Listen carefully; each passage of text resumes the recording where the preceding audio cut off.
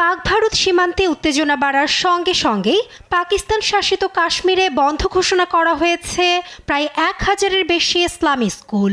সম্ভাব্য সামরিক পদক্ষেপের আশঙ্কায় বৃহস্পতিবার থেকে বন্ধ এসব প্রতিষ্ঠান। কর্তৃপক্ষ বলছে 10 দিন বন্ধ থাকবে ধর্মীয় প্রতিষ্ঠানগুলো। রয়টার্সের ফুটেজে দেখা যায় শিক্ষা প্রতিষ্ঠানে ঝুলছে তালা। এ প্রসঙ্গে ইমাম আজম আবু হানিফা মাদ্রাসার প্রশাসক মাওলানা ফরিদ আহমেদ জানান, সম্ভাব্য আগ্রাসনের জবাব দিতে মানসিকভাবে প্রস্তুত সর্বসাধারণ। 10 अय्याम की छुट्टियां की गई हैं। ইসলামিক স্কুলগুলো 10 দিনের জন্য বন্ধ করে দেওয়া হয়েছে। আমাদের সেনাবাহিনী, ধর্মীয় পণ্ডিত, ছাত্র এবং সকল শ্রেণীর মানুষ ভারতের যে কোনো সম্ভাব্য আগ্রাসনের জবাব দিতে মানসিকভাবে প্রস্তুত। মাদ্রাসাগুলোতে এই ছুটি তারই বহিঃপ্রকাশ।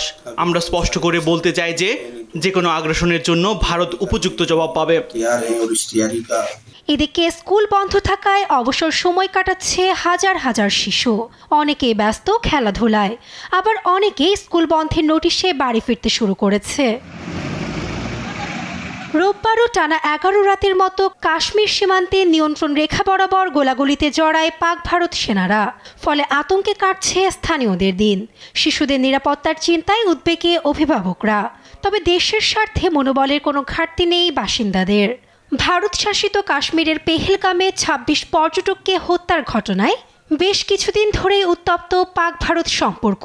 দুই প্রতিপক্ষ দেশের আগ্রাসী মনোভাবের ফলে খুব শীঘ্রই কমছে না এ উত্তেজনা, এমনই মত বিশ্লেষকদের।